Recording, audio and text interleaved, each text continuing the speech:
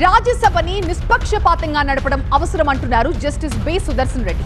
రాజ్యసభలో అందరికీ సమాన అవకాశాలు ఇవ్వాల్సిన అవసరం ఉందన్నారు. సమానత్వం, స్వేచ్ఛపై తనకి స్పష్టమైన అవగాహన ఉందని చెప్పారు.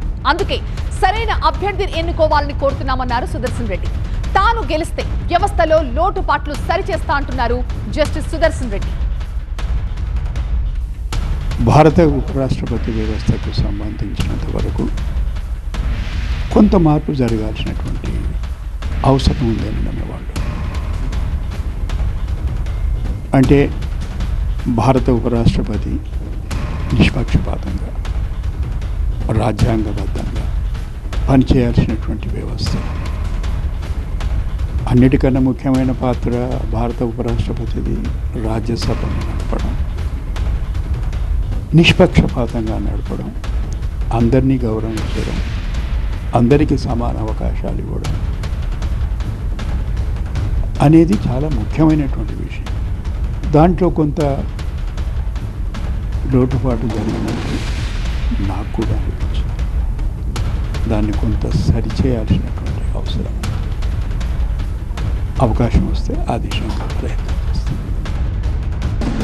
ఉత్కంఠ రేపుతోన్న ఉపరాష్ట్రపతి ఎన్నికకు సంబంధించి ఢిల్లీ నుంచి మరింత సమాచారం అందించేందుకు మా బ్యూరో చీఫ్ గోపీకృష్ణ మనకి లైవ్ లో జాయిన్ అవుతున్నారు. గోపీకృష్ణ, ప్రాంతీయ పార్టీలు మద్దతు ఎవరికి ఉంటుందన్నది ఇప్పుడు చాలా ఉత్కంఠ రేపుతోంది. మరి ఢిల్లీ సమీకరణాలు ఏం చెప్తున్నాయి?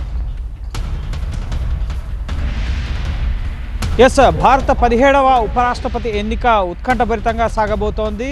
ఎన్డీఏకి మెజారిటీ ఉన్నప్పటికీ కూడా ఇటు ఇండియా కూటమి అభ్యర్థి అందరినీ వాళ్ళ ఆత్మ ప్రబోధానికి అనుసారంగా రాజ్యాంగాన్ని, ప్రజాస్వామ్యాన్ని పరిరక్షించే వ్యక్తికి మీరు ఎంపిక చేయాలి, మీ ఓటు వేయాలి అని చెప్పి ఆయన అప్పీల్ చేస్తున్నారు. దీంతో ముఖ్యంగా ఇద్దరు కూడా దక్షిణాది రాష్ట్రాలకు సంబంధించిన వారు, ఇటు ఒకరు తమిళులు, ఒకరు తెలుగువారు. సో ఖచ్చితంగా ప్రాంతీయ పార్టీలు అలాగే న్యూట్రల్ పార్టీస్ ఎవరి వైపు ఓటు వేస్తాయి అన్నదే ప్రధానంగా ఆసక్తి రేకెత్తిస్తోంది. ఇప్పటికే ఎన్డీఏలో కీలక భాగస్వామిగా ఉన్న టీడీపీ తాము రాధాకృష్ణన్కే మద్దతు ఇస్తాము, ఎన్డీఏ ఆంధ్రప్రదేశ్ అభివృద్ధికి సహకరిస్తుంది కాబట్టి సో కూటమి అభ్యర్థికే మేము మద్దతు ఇస్తామని చెప్పి స్పష్టం చేయడం జరిగింది. కానీ మిగతా న్యూట్రల్ పార్టీస్గా ఉన్న వైఎస్ఆర్సీపీ, బీఆర్ఎస్ అలాగే బీజేపీ ఇటువంటి పార్టీలతో పాటుగా ఎన్డీఏలో కూడా చాలామంది ఎంపీలకి తాను స్వయంగా తెలుసు, పరిచయం ఉంది.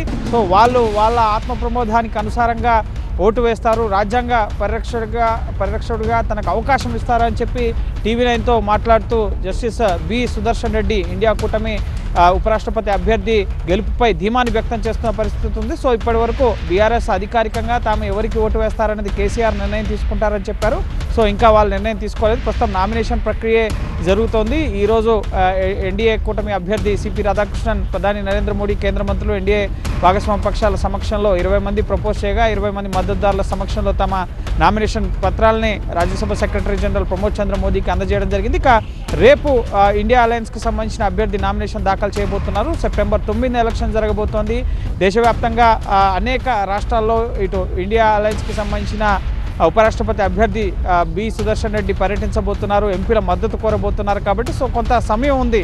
ముఖ్యంగా దేశంలో ఉన్న పరిస్థితులు, రాజ్యాంగ వ్యవస్థలు ఏ విధంగా ప్రభావితం అవుతున్నాయి, వీటన్నిటిపైన కూడా ప్రచారం చేస్తాం. ఎంపీలని సరైన వ్యక్తిని మీరు రాజ్యసభాపతిగా అలాగే ఉపరాష్ట్రపతికి పదవికి ఎంపిక చేయాలి అని చెప్పి కోరతా అని చెప్పి ఇటు సుదర్శన్ రెడ్డి చెప్తున్నారు. మరోపక్క సిపి రాధాకృష్ణన్ మాత్రం చాలా ధీమాగా ఉన్నారు. ఎన్డీఏకి కావాల్సిన సంఖ్యాబలం ఉంది. 782 ముఖ్యంగా ఎలక్టోరల్ కాలేజ్ ఉంది. ఇందులో 392 మంది ఎవరికి ఓటేస్తే వాళ్ళు గెలుస్తారు కాబట్టి సో కావాల్సిన సంఖ్యాబలం ఉంది కాబట్టి ఎన్డీఏ అయితే ధీమాగా ఉంది.